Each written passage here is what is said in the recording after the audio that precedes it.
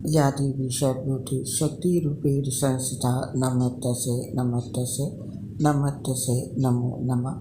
जय माता दी। आप सभी साथियों को नवरात्रि पर्व की हार्दिक शुभकामनाओं के साथ मेरा प्यार भरा नमस्कार। आज जानेंगे इस पोस्ट में आषाढ़ माह की गुप्त नवरात्रि से संबंधित सारी महत्वपूर्ण जानकारी, जैसे कि कब से शुरू हो रही है और कब तक रहेगी ये नवरात्रि, कितने दिन रहने वाली है और कैसे करनी चाहिए गृहस्थ लोगों को इसकी पूजा के साथ इससे जुड़े नियम और सारी महत्वपूर्ण बातें। नवरात्रि में माता आदिशक्ति की पूजा और आराधना की जाती है। माता की आराधना के लिए 4 बार नवरात्रि मनाई जाती है। इनमें चैत्र नवरात्रि, अश्विन नवरात्रि के अलावा 2 गुप्त नवरात्रि होती हैं। पहली गुप्त नवरात्रि आषाढ़ माह में मनाई जाती है। गुप्त नवरात्रि में 10 महाविद्याओं की पूजा का विधान है।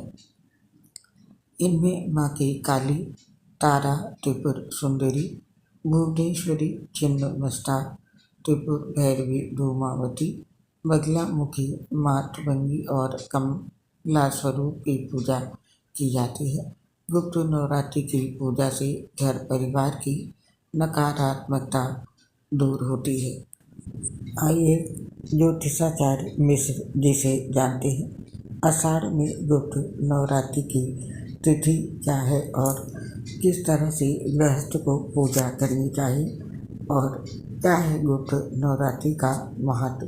तो सबसे पहले जानते हैं आषाढ़ गुप्त नवरात्रि का महत्व। देवी भागवत पुराण के अनुसार जिस तरह एक वर्ष में 4 बार नवरात्रि आती है और जिस प्रकार नवरात्रि में देवी के 9 रूपों की पूजा होती है, ठीक उसी प्रकार गुप्त नवरात्रि में 10 महाविद्याओं की साधना की जाती है। गुप्त नवरात्रि विशेष तौर पर तांत्रिक क्रियाएं, शक्ति साधनाएं, महाकाल आदि से जुड़े लोगों के लिए विशेष महत्व रखती है। इस दौरान देवी भगवती के साधक बेहद कड़म नियम के साथ व्रत और साधना करती हैं। आषाढ़ गुप्त नवरात्रि के दौरान माता दुर्गा की साधना गुप्त रूप से की जाती है। मान्यता है कि गुप्त नवरात्रि के दौरान देवी के महाविद्या स्वरूपों की पूजा साधना करने वाले भक्तों को ब्रह्मांड के गहरे रहस्यों का ज्ञान प्राप्त होता है। गुप्त नवरात्रि में तंत्र साधना का भी बहुत महत्व है। शास्त्रों में वर्णन है कि जो लोग गुप्त नवरात्रि के दौरान माता को प्रसन्न कर देते हैं, उन्हें भविष्य का ज्ञान प्राप्त हो जाता है। गुप्त नवरात्रि में श्रद्धा पूर्वक पूजा करने से भक्तों की सभी मनोकामनाएं भी पूरी होती हैं। माता के आशीर्वाद से घर में सुख समृद्धि बढ़ती है। आध्यात्मिक ज्ञान की प्राप्ति के लिए गुप्त नवरात्रि में माता की साधना करना बहुत शुभ माना जाता है। तो ये था आषाढ़ गुप्त नवरात्रि का महत्व। और अब जानते हैं आषाढ़ गुप्त नवरात्रि कब से शुरू हो रही है। वैदिक पंचांग के अनुसार आषाढ़ माह की प्रतिपदा तिथि की शुरुआत 6 जुलाई को सुबह 4:30 से प्रारंभ होगी और इसका समापन अगले दिन यानी कि 7 जुलाई को 4:20 पर होगी।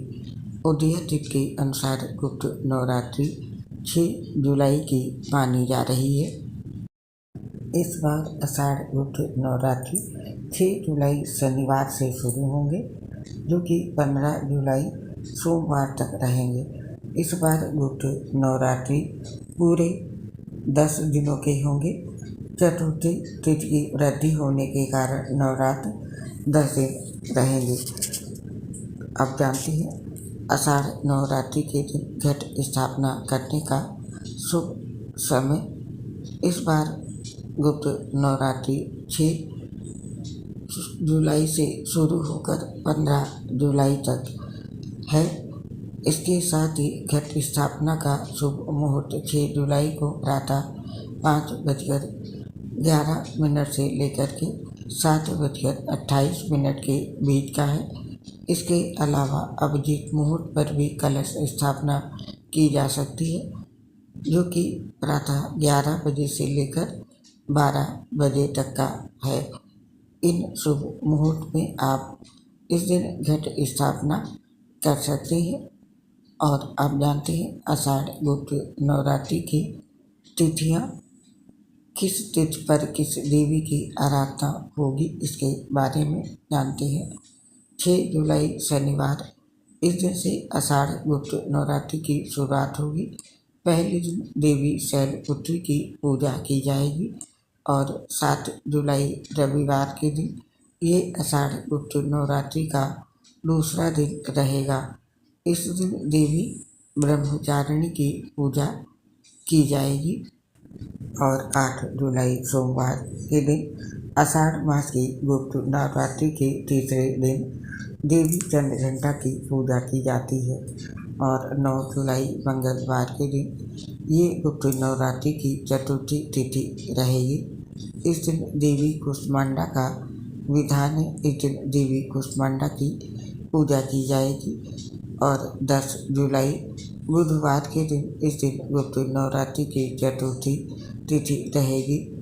इस तरह 2 दिन चतुर्थी तिथि होने से ये नवरात्रि 10 दिनों की मानी जाएगी। और 11 जुलाई गुरुवार के दिन गुप्त नवरात्रि की पंचमी तिथि पर देवी स्कंद माता की पूजा की जाती है।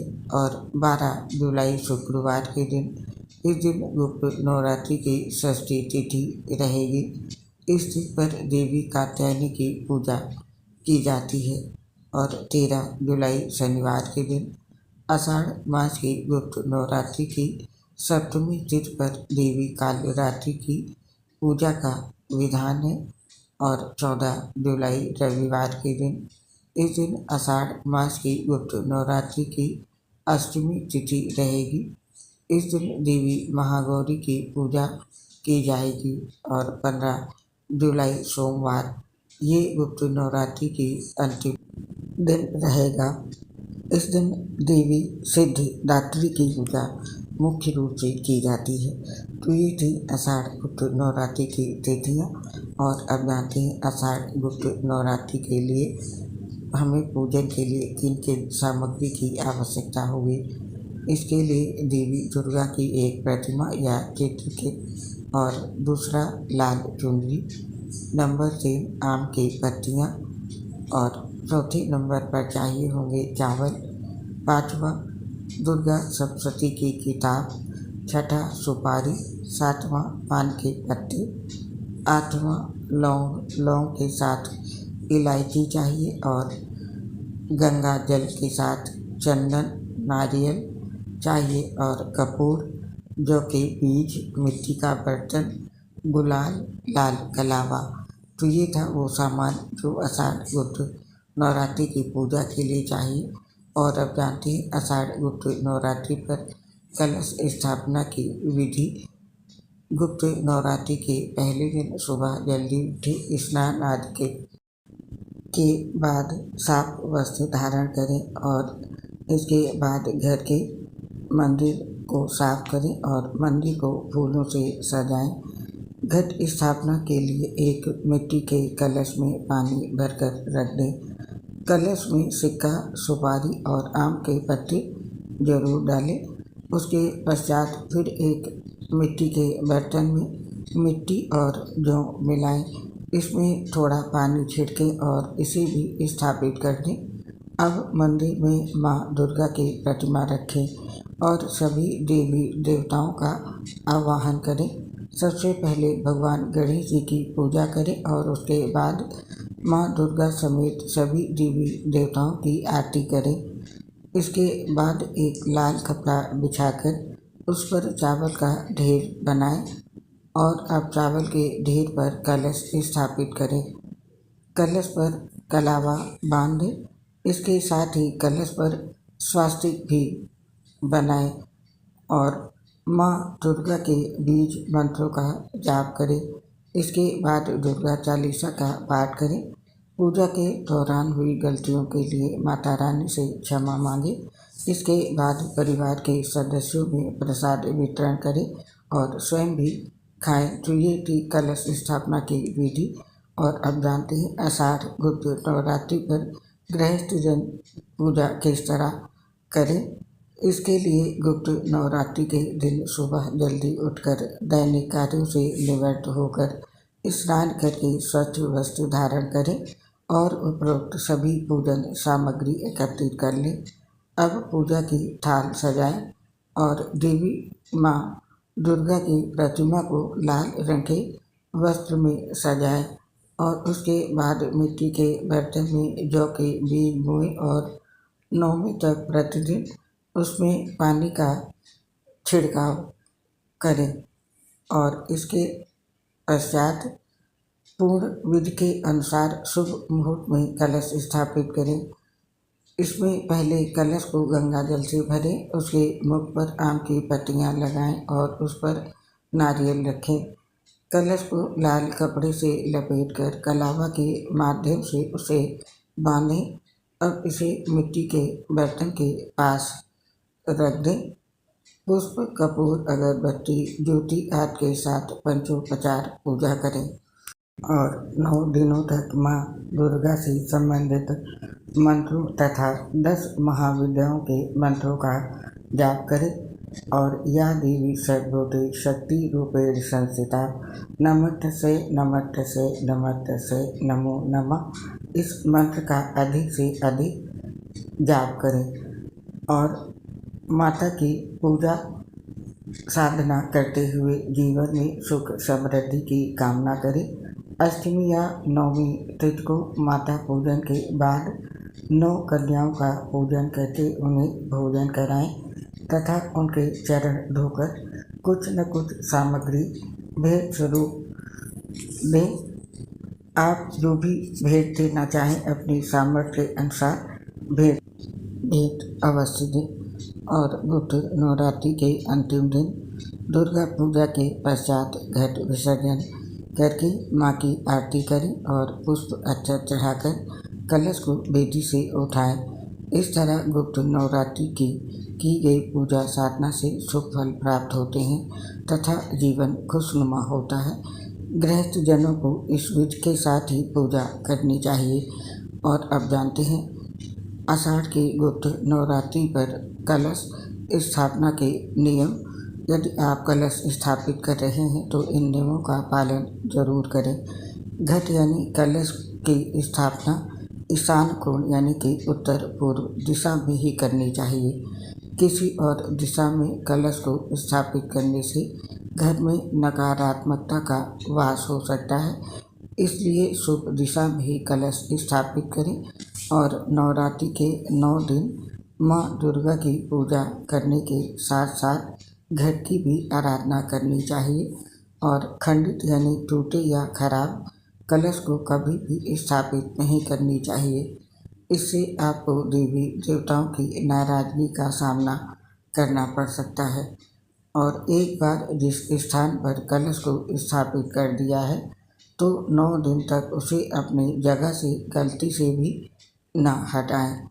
और इसके साथ ही कलश स्थापना के दौरान गंदे पानी और काली मिट्टी का इस्तेमाल ना करें। और जो लोग अपने घर में घट की स्थापना करते हैं या नवरात्रि के व्रत रखते हैं उन्हें दिन में सोना नहीं चाहिए। इसके अलावा 9 दिनों तक घर को खाली नहीं छोड़ना चाहिए। परिवार का कोई न कोई सदस्य घर में जरूर होना चाहिए, नहीं तो इससे घर में अशांति फैल सकती है। इन नियमों का पालन करें। और अब जानते हैं आषाढ़ गुप्त नवरात्रि पर गृहस्थों के लिए पूजा के क्या नियम हैं। जो गृहस्थ पूजा करते हैं उन्हें इन नियमों का पालन करना चाहिए। ये है आषाढ़ गुप्त नवरात्रि के नियम। आषाढ़ गुप्त नवरात्रि में माता रानी की स्थापना घर में नहीं की जाती है। गुप्त नवरात्रि में माँ दुर्गा के रौद्र रूपों की विशेष साधना करने का विधान है। ऐसे में गृहस्थ लोग गुप्त नवरात्रि के दौरान माँ दुर्गा की प्रतिमा की घर में स्थापना ना करें, क्योंकि गुप्त नवरात्रि के दौरान पूजा का अधिकार तांत्रिकों का होता है और आषाढ़ गुप्त नवरात्रि के दौरान गृहस्थियों को हवन करना चाहिए। इसके अलावा दुर्गा चालीसा का पाठ करना भी शुभ माना जाता है। दुर्गा सप्तशती का पाठ भी कर सकते हैं, लेकिन इस बात का ध्यान रहे कि पाठ आसन पर बैठकर ही करना है और गुप्त नवरात्रि के दौरान जवात नहीं बोए जाते हैं।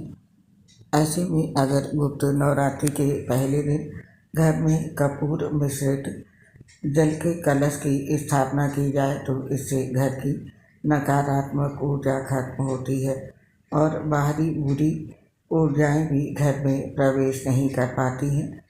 आषाढ़ गुप्त नवरात्रि के दौरान माँ दुर्गा के 9 रूपों के नामों का जाप भी करना चाहिए।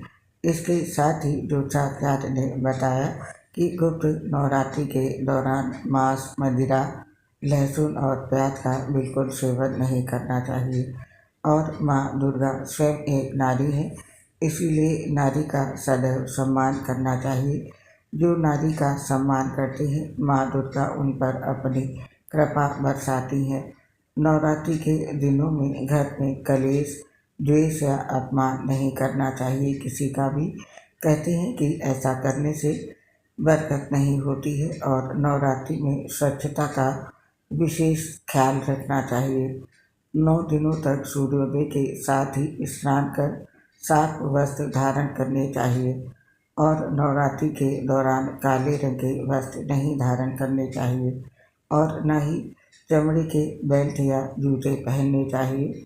मान्यता है कि नवरात्रि के दौरान बाल, दाढ़ी और नाखून नहीं काटने चाहिए।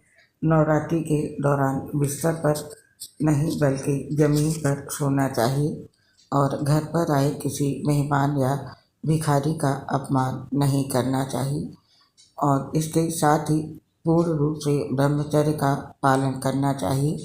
किसी भी तरह के नशे का सेवन या तामसिक वस्तुओं का सेवन बिल्कुल नहीं करना चाहिए। तो ये वो नियम थे जिनका पालन गृहस्थ लोगों को गुप्त नवरात्रि के दौरान जरूर करना चाहिए।